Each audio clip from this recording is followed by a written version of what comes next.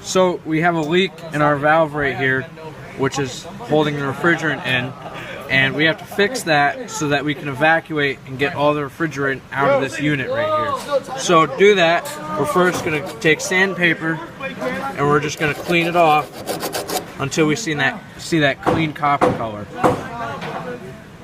So now that we got this cleaned off, now we have to clean it with an acid so that the solder sticks on it really well. So now we're going to apply our torch with some heat until we get a green flame, and then we'll add some solder and seal this up.